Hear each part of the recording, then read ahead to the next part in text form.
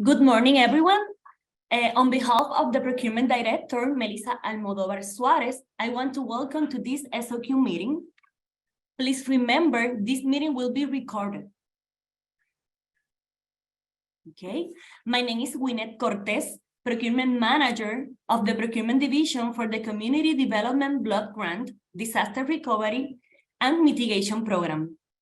In this pre-statement of qualification, SOQ meeting, we are going to explain the process for the CDBG-DRMIT-RFQ-2022-02, request for qualifications for architectural and engineering services for CDBG-DR, CDBG-MIT, CDBG-DR Earthquake, and CDBG-DR Electrical System Enhancement Programs.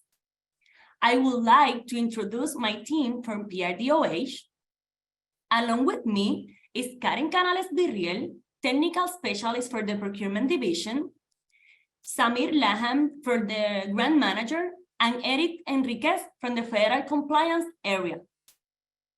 Any questions submitted in this meeting will be answered in writing and will be published via addendum.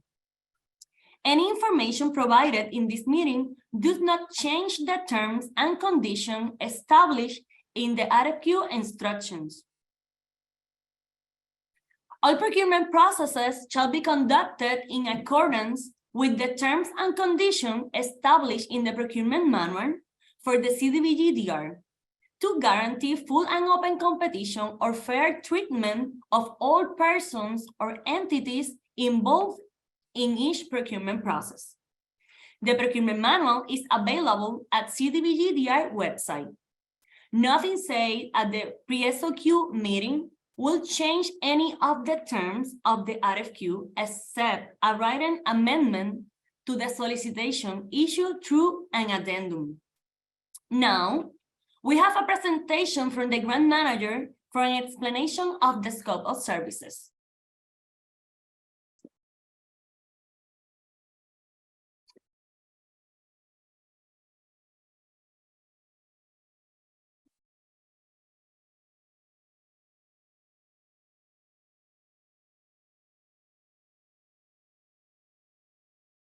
Everybody. Basically, the presentation that you will see, it summarizes the scope of services that should be considered for this qualification process.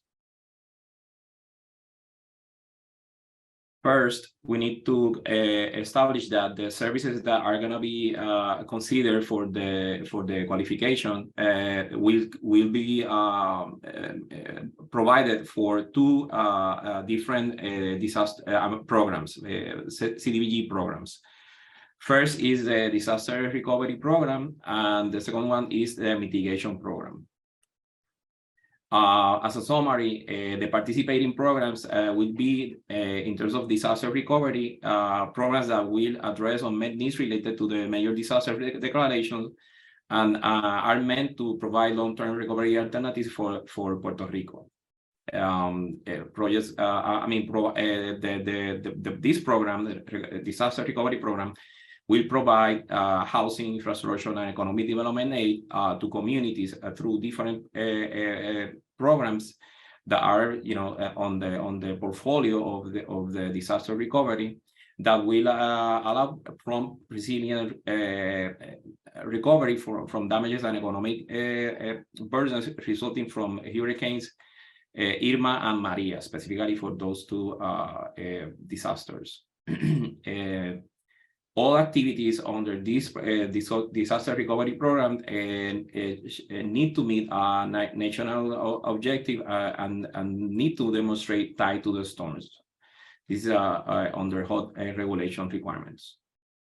The other programs that will be participating is mitigation, and in a summary, mitigation programs will address needs by improving and build the environment in order to mitigate hazardous threats.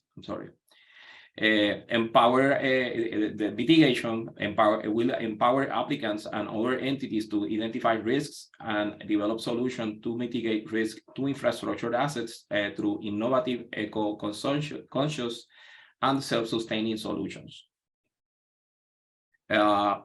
Also, the mitigation programs will implement a strategic, transformative, and high-impact project that will strengthen the island's resilience to future disasters by reducing risks attributable to natural disasters, addressing repetitive property loss, and improving critical infrastructure. For more information on the portfolio of programs that are covered in disaster recovery and mitigation fundings, we recommend that you should visit the website of the Puerto Rico Department of Housing, which is CDBG-DR.PR.gov. It's really important to get familiarized with the project, the type of project that would be implemented to these two portfolio of programs. Which entities could use the services that that this qualification is looking for? Basically, the PRDOH, the Puerto Rico Department of Housing, may use services that are going to be identified later in this presentation, and any other eligible entity that is currently participating through a subrecipient agreement or that will participate in the future through a subrecipient agreement with the Housing Department, the PRDOH, to implement projects from the portfolio established in the disaster recovery programs. These are the entities that will participate that are identified through the disaster recovery portfolio may require to acquire architectural and engineering related services to implement the projects that are within that portfolio. Also, in terms of mitigation, the entities that may or will be using the services that are going to be described here consider the PRDOH or the Puerto Rico Department of Housing or any other eligible entity according to the specific mitigation program that are currently participating through a subrecipient agreement or that in the future will participate through a subrecipient agreement with the Department of Housing to implement projects that are considered or will be considered through the mitigation programs. All the entities that are currently participating or that will participate will or may require architecture and engineering services to implement projects that are eligible within those portfolios. In terms of services related to architecture and engineering that may be required by any of the subrecipients of both portfolios or by the Department of Housing, first we need to establish that project concept validation services that will be coordinated through the soliciting entity that may be the PRDOH or any subrecipient within the disaster recovery or mitigation program. Concept validation basically considers to validate project parameters and deliver the concept validation, a concept validation report to the entity that is requiring the services with any recommendation to the PRDOH or the entity before proceeding with the design services. In this case, the next step that will be the preliminary design services. So after the concept is validated with the requesting entity, again, PRDOH or any subrecipient, the next step will be performing preliminary design services, again, in coordination with the requesting entity. This considered to prepare preliminary design documents, considering all applicable local and federal laws and regulations. This also should consider any requirement related to property acquisition or environmental requirements. So every participant need to understand local and federal laws and regulations that may be applicable to that specific project. Also, at the preliminary design stage, the proponents should consider to prepare outline specifications. Need to also prepare cost opinions, and need to develop at the preliminary level a construction schedule to provide information to the requesting entity. The next stage would be to develop construction drawings and specifications or construction documents. First, need to consider the preparation and submission of final detailed design documents that, again, need to take into consideration applicable laws at a local or federal level. And again, also considering all property acquisition needs and environmental requirements, again, in compliance with local or federal laws and regulations.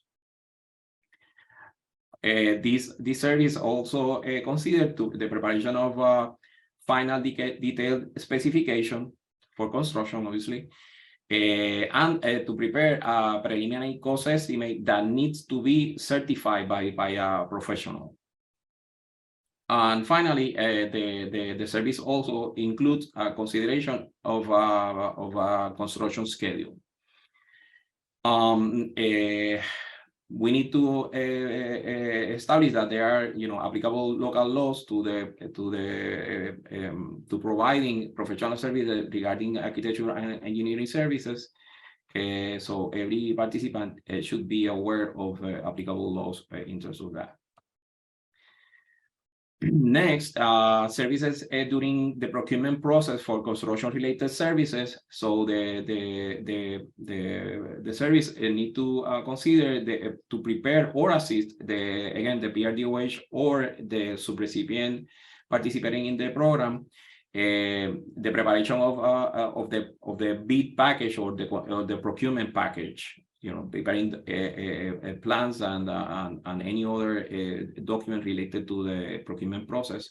Also, we should consider assisting or participate in the preparation of documentation regarding presentation of pre-bids meeting. Also, needs to participate in the preparation of necessary addenda if any changes arise or questions that need to be clarified. So the bidders participant shall be communicated. And finally, in these procurement services, need to participate. Maybe we need to participate in the evaluation of technical aspects of the procurement processes, or evaluating any document related to the procurement proposals. During construction, services that are expected should be reviewing or preparing design-related documentation throughout all the construction process. They also should consider any assistance required in reviewing laboratory documents or results, shop drawings, and any other test report or related to materials or equipment necessary for the construction process. Also, any assistance related to contract documents and change orders documentations. Also, need to consider assistance in special inspection or testing of the work and making a recommendation again to PRDOH or any of the subrecipient participant of the process for the acceptability of the work already performed by the contractor. Also, any assistance related to reviewing cost estimate of progress work or change order. Also, this is related to invoicing of construction services. assistance during administrative closeout of the construction contract after the project has been completed.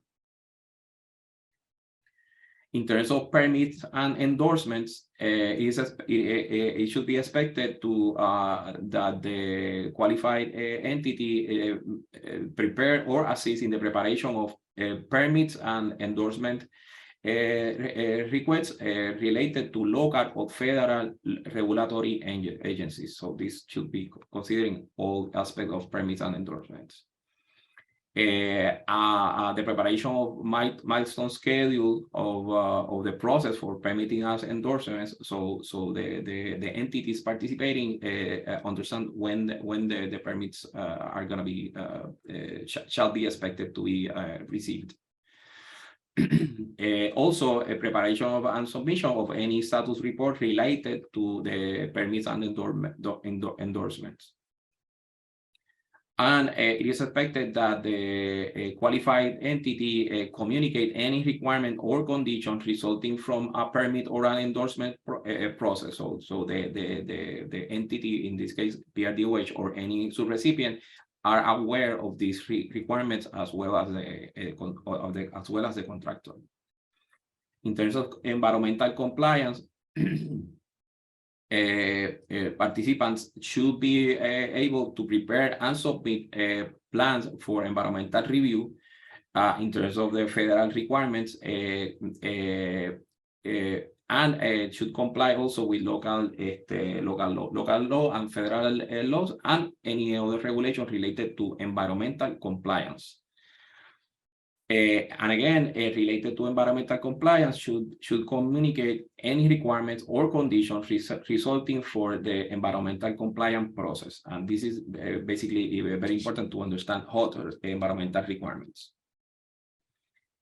And also should consider any other services like surveying or land surveys, testing of evaluation and testing of hazardous material preparation studies, abatement plans, geotechnical studies, structural studies, hydrological studies, transportation or traffic studies, any environmental additional environmental study or specialized study, design peer review. It may be required from certain entities to revise the design of other designers, and validation of cost estimates. Those are really important. In terms of staff requirement for the specific process, in terms of performing the evaluation of proposals, there has been identified 3 positions. The first position is the design and pre-construction manager. The design and pre-construction manager shall be a professional with a bachelor's degree or higher education in architecture or engineering. Also needs to be a professional architect or engineer licensed in Puerto Rico, and it is expected to have at least 10 years of experience in design, pre-construction or construction management related to the services I explained before. The other position is design and permitting coordinator. The design and permitting coordinator is expected to have a bachelor's degree or higher education in architecture or engineering. It should be a professional architect or engineer licensed in Puerto Rico. And it is expected to have a minimum of 7 years of experience developing or supervising multidisciplinary designs. Remember that this covered all kinds of specialty within architecture or engineering. Finally, the project coordinator shall have a bachelor's degree or higher education in planning, engineering, architecture, project manager, or similar technical field with at least 3 years of experience working in with construction documents and their management. In all positions, it is required. It is preferred to have fluent verbal and written communication in English and Spanish, and for the design and construction manager and the design permitting coordinator, it is required due to the technical documentation that needs to be managed. So basically, with that, the scope of services are presented here. Thank you, Samir, for the presentation. Now we are talking about the important aspect related to the procurement process, but I would like to mention the shortlist of qualified respondents as a result of this process will be in effect for 3 years. Okay, the document acquisition, the documents are available for download at the CDBG-DR website. And for the important dates for this RFQ are the following: submission of questions and request for clarification, November 17, 2022 at 4 p.m. Responses to questions and requests for clarification, November 23, 2022. SOQ due date, please remember, electronic submission only from December 14, 2022 up to on or before December 16, 2022. Okay. For the statement of qualification, electronic submission, remember the following. The SOQ are to be submitted on the SOQ due dates in this process, December 14 to December 16. Responses to the RFQ submitted after the prescribed deadline will not be allowed. Submission of responses to the RFQ will only be accepted by electronic means. Respondents are advised that the PRDOH will neither require nor accept physical statement of qualification submissions. If a statement of qualification are submitted in both electronic and in paper formats, the PRDOH will only consider the electronic format for evaluation. The respondent will receive access to submit the electronic statement of qualification after registration process is completed through the CDBG-DR website. At the scheduled due date for the electronic statement of qualification submission, a link button will be enabled to provide access to the registration form. Complete all the required fields in the form. Access to upload the electronic statement will commence 3 business days before the scheduled due date and time. Now, Karen Canales-Biriel will explain the QBS method and the evaluation criteria for this process. The Qualified-Based Selection Method, or QBS, refers to a 2-step process that provides flexibility and can streamline contracting process.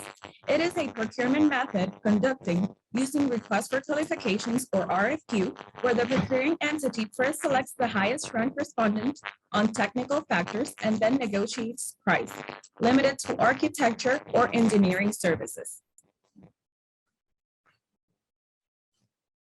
One moment, please.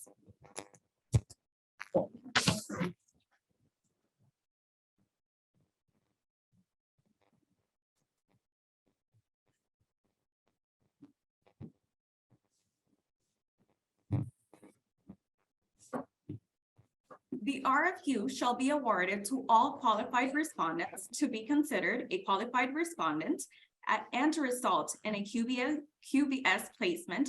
Respondents need to obtain a technical score greater than or equal to 70 points in the evaluation of their requirements. The qualified respondents, once shortlisted and approved by the bid board, and when the need arises, will negotiate a contract for the provision of architectural and engineering services for the CDBG-DR, MIT-DR earthquakes, and electrical system enhancements programs. Negotiations will start with the highest ranked qualified respondents. If negotiations do not result in an agreement, the procuring entity shall terminate negotiation and undertake negotiations with the second highest ranked respondent and continue with succeeding respondents until an agreement is reached. Should the contracting officer or its designee be enabled to negotiate a satisfactory contract with any of the selected firms, the PRDOH and/or its subrecipients will begin the negotiation process once again, starting with the highest ranking respondent and continue negotiations in accordance with the QBS until an agreement is reached. Now we'll talk about the evaluation criteria, where the evaluation committee will evaluate responsive statements of qualifications in accordance with the criteria listed below. Number one, a narrative description of the respondent's overall understanding of the goals and requirements of the CDBG-DR, MIT, earthquakes, and electrical system enhancement programs. Explain how the respondents will work in coordination with the subrecipients and PRDOH to provide services. The firm experience and qualifications with relevant projects. Number four, the firm experience with federally funded projects. Number five, the respondent's ability to present general implementation demonstrating the ability to adequately staff and scale all positions required to complete the services that will be required for architecture and engineering services. And number six, the respondents must submit a list with the general information of any person intended to be used and, if applicable, any entity to be used as a subcontractor. This information should be filled on Exhibit H. The SOQ scoring will be the following. Mandatory requirements found on Section 2.1 will have a classification of pass or fail. Qualifications found in Section 2.2 will have a maximum points of 30. Experience and capabilities, Section 2.3 will have a maximum points of 70. The total maximum points of the SOQ will be 100. Preference Section 3 or business concern and or MWBE will have a total of 5 points, totaling a maximum SOQ score of 105 points. SAM registration. The respondent and first-tier subcontractor must be registered in the System for Award Management, SAM, at the time of the Statement of Qualification submission or initiate the registration process right after the SOQ submission. For more information about the System Award Management, go to SAM.gov. There is no registration fee to create or renew or update your organization's information on SAM. Awards will only be issued to entities that are cleared and not ineligible for award of a contract due to suspension, debarment, or HUD-imposed limited denial of participation. Section 3, business concern. Now we will have a presentation from the specialist of Davis-Bacon, Eric Enriquez, for an introduction of Section 3 and MWBE business. Hello, everyone. My name is Eric Enriquez. Thank you for this space to present compliance and labor standard requirement. I'm representative of the PRDOH Federal Compliance. I go to the presentation.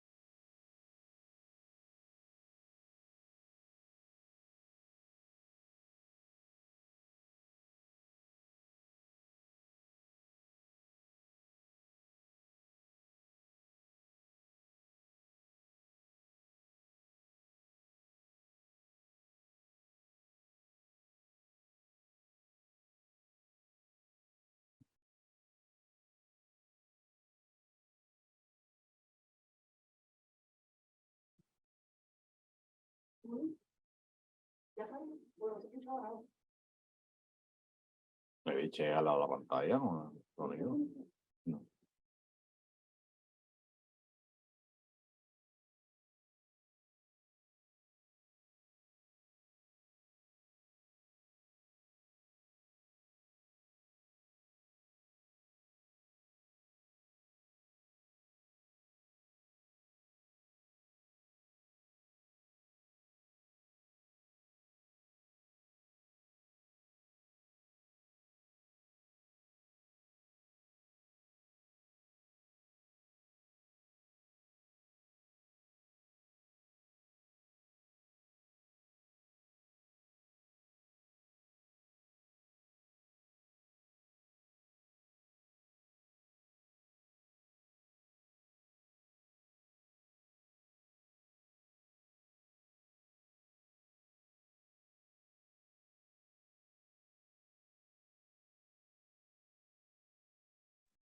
Excuse me, everyone. Right now, play the presentation right now.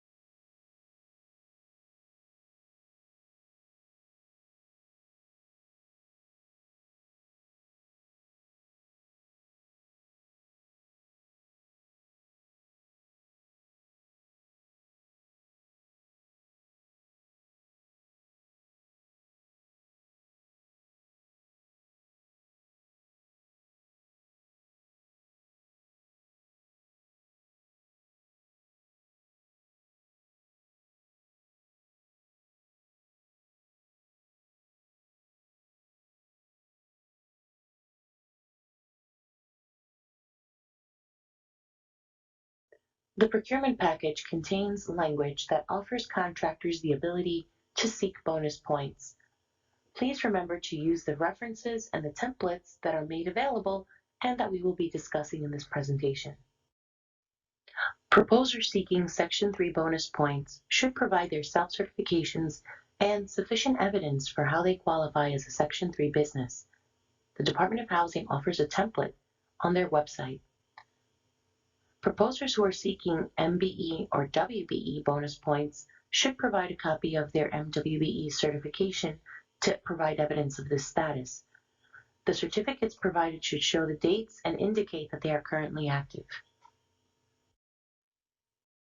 The procurement package contains sections that speak to the applicability and the requirements for MWBE. Within those sections, you will find helpful links to online resources that are made available, such as the policy guide.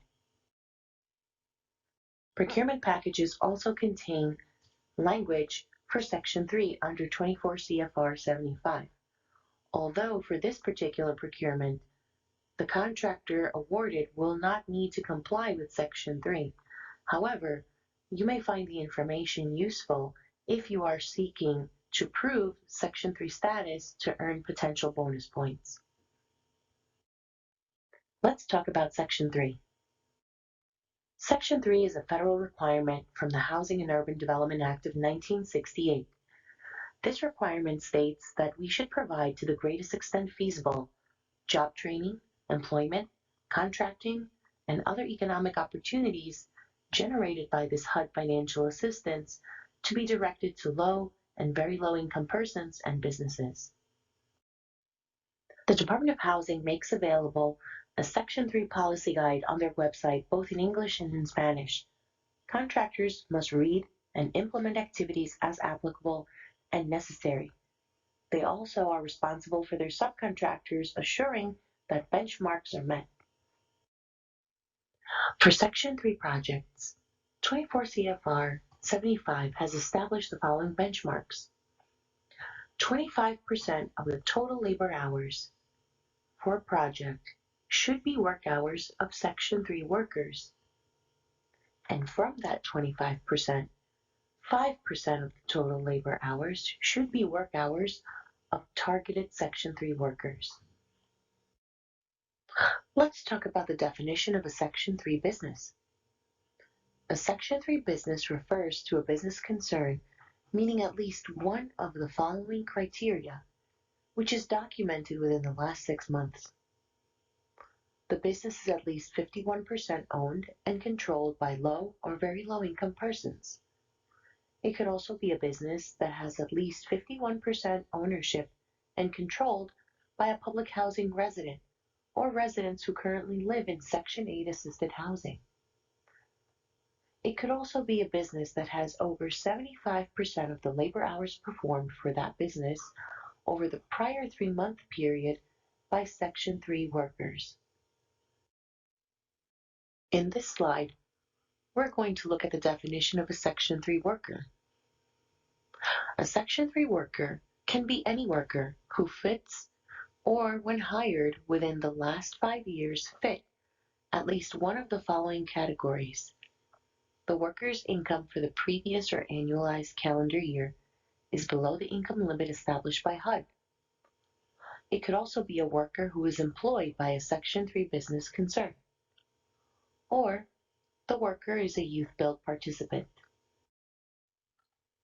Now let's talk about what a targeted Section 3 worker is. A Section 3 targeted worker for community development financial assistance projects is a person who is employed by a Section 3 business. It could also be a person who currently fits or when hired fit at least one of the following categories as documented within the past 5 years. Someone living within the service area or the neighborhood of the project as defined in 24 CFR 75.5 or a youth build participant. The neighborhood or service area for a targeted Section 3 worker is that in which you can find at least 5,000 persons within a 1-mile radius of the project. If there are less than 5,000 persons within that 1-mile radius, you can expand that radius until you have 5,000 persons around the Section 3 covered project site. Each year, HUD releases new income limits. These income limits typically come out around April. The latest income limits for 2022 are made available on the slide. The Department of Housing has created various forms for helping maintain compliance. There is a Section 3 plan that can be used by contractors or subrecipients. There are also Section 3 self-certification forms. And finally, there is a form to help you document your efforts. Let's take a closer look at your Section 3 plan. This document helps you identify new hiring needs, subcontracting needs. It helps you plan your outreach efforts and assists your coordinators in identifying the day-to-day activities. It helps you define compliant procedures, and it helps you understand your reporting requirements. You can use the link on the slide to visit the website and download a Section 3 plan template. In this slide, we want to focus on the Section 3 self-certification forms. These useful tools help you uncover if workers or subcontracting businesses meet the income thresholds required. HUD offers also a business registry. This registry allows you to register yourself as a Section 3 business. The registry also has a tool that helps serve folks looking for Section 3 business databases. We will now turn our attention to minority and women-owned business compliance. There are various regulations that call for the inclusion of minorities and women business enterprises. 2 CFR 200.321, as well as Executive Orders 11625, 12138, and 12432 establish the participation of MWBE firms, which seek to ensure that when possible, contracts, and other economic opportunities funded in whole or in part with federal housing and community development assistance are directed to minority business enterprises and women business enterprises. The Department of Housing has established an MWBE policy guide. This is available on the website in both English and Spanish. You can access those documents using the link on the slide. Let's look at what a minority business enterprise is. An MBE is defined as a business which is at least 51% owned, operated, and controlled on a daily basis by one or more American citizens of the following ethnic minority and/or gender and/or military veteran classifications: African American, Asian American, Hispanic American, Native American, Hasidic Jew, persons with disabilities, and other individuals who can prove social and economic disadvantage. Women business enterprises, or WBEs, are businesses that are at least 51% owned and controlled by one or more women. The owners must be U.S. citizens or legal resident aliens whose business formation and principal place of business are here in the U.S. or its territories, and whose management and daily operation is controlled by women. The MWBE policy guide will identify that there are goals which apply to professional services, purchasing supplies, and construction contracting. There is a total of 20% minimum participation goal. This 20% is comprised of 10% for women-owned businesses and 10% for minority-owned businesses. Contractors are expected to perform good faith efforts for contracting, subcontracting, and purchasing opportunities of $10,000 or more during the life of the contract. The Department of Housing has also created various forms for helping maintain compliance with MWBE. One of those is the MWBE Utilization Plan. This document template allows contractors or subrecipients to identify how they plan on being in compliance with these contracting goals. There is also a waiver form. This document allows contractors or subrecipients to identify if they meet the requirements to waive their goals for MWBE. Let's look at the MWBE Utilization Plan. This tool helps you compile data for your subcontracting. It helps you identify what needs you may have. It helps hold discussions on creating supplier and contractor listings, and it provides awareness of meeting the goal for the contract and tracking. You can use the link on the slide to go to the website and download the plan template. Let's review how you should complete your MWBE Utilization Plan. The Department of Housing Utilization Plan template can be used throughout the life cycle of your contract.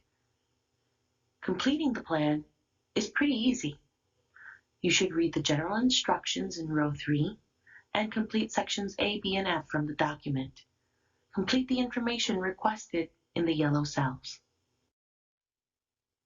When we talk about certified minority or women-owned businesses, we are referring to those who have filed applications with federal entities such as SBA and others that you see here on the slide. Businesses who are certified can provide proof of completing an application process to be officially recognized as a certified minority or women-owned business. If you are registered as an MWBE, you should provide your valid certificate or other evidence in response to this RFP. In this section, we will be discussing how to complete your efforts and quarterly reporting. In order for you to report your efforts, the Department of Housing provides a tool. This tool helps you document and identify how often you are seeking interactions with Section 3 businesses and MWBE businesses. The quarterly reporting form allows for you to share and report your data with the Department of Housing. This allows the agency to fulfill oversight responsibilities and monitor the progress throughout the year. The Department of Housing's quarterly reporting form allows for the user to capture multiple compliance areas all in one Excel form. Section 3 data is collected. MWBE data is collected as well. FHEO information is also documented within the report. And finally, for those who have construction projects, there is a report for Davis-Bacon Unfound Workers Efforts Reporting. Awarded contractors will be responsible for reporting 4 times a year, on April 5th, July 5th, October 5th, and January 5th. This ensures that you are meeting benchmarks and documenting your efforts. The quarterly reporting template is also available on the Department of Housing website. Let's briefly discuss FHEO. Your RFP package will also contain a model contract which outlines fair housing and equal opportunity areas of compliance.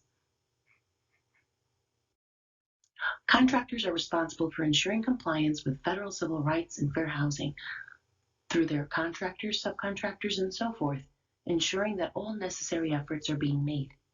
The Fair Housing Act and Sections 109 and 504 prohibit discrimination against the following protected classes of people: race, color, national origin, religion, sex, age, familial status, disability, gender identity, and sexual orientation.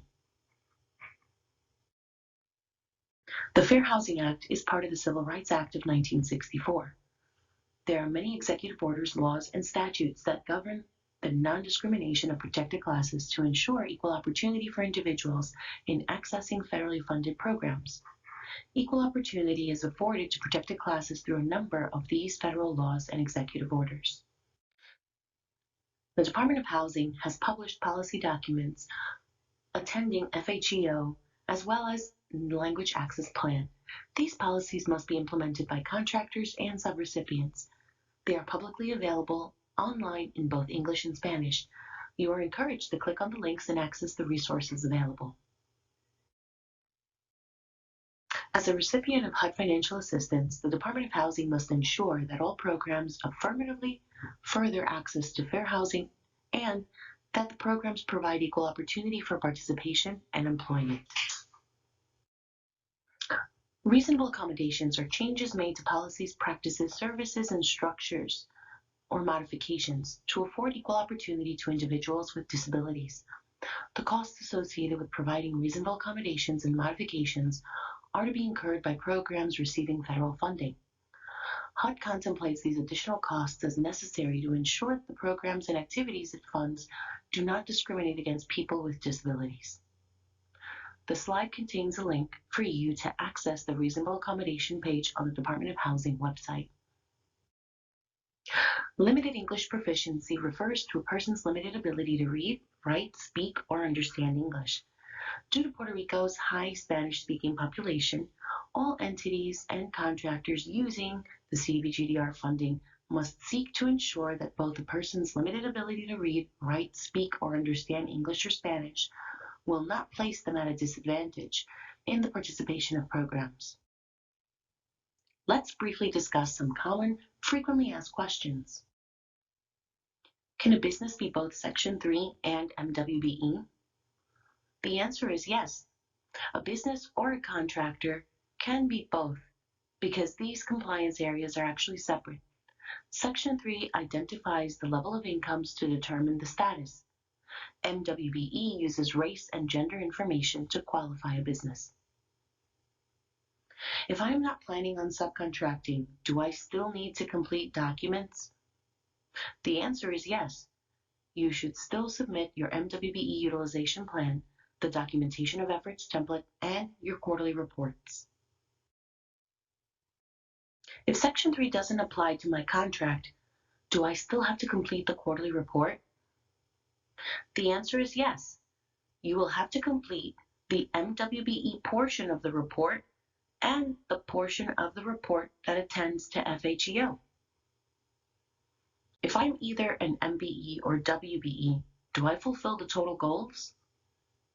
You may have safe harbor for one of the goals for MWBE participation of 10%, but you will still have an additional 10% goal to show good faith efforts for any subcontracting or purchasing you perform with the CDBG-DR and CDBG-MIT funding. What happens if I don't fulfill the goals before the end of my contract? All awarded contractors should perform and document their efforts. The Department of Housing has developed templates discussed in this presentation that help you complete the exercise. You can submit a waiver before the end of your contract for approval. This waiver request should be submitted with the efforts and justification as appropriate. Thank you for attending today's training. We hope you found the material helpful. Please remember to direct all your questions through the established protocols for this procurement. Thank you to the procurement team for allowing us to present this material. I will stop sharing the presentation so you can continue with the session. Procurement team, I'm handing over the presentation to you. Thank you, Federal Compliance Division. We end this meeting. Please remember, all questions or clarification must be sent by email and will be answered via addendum. Thank you for your participation. Have a good day.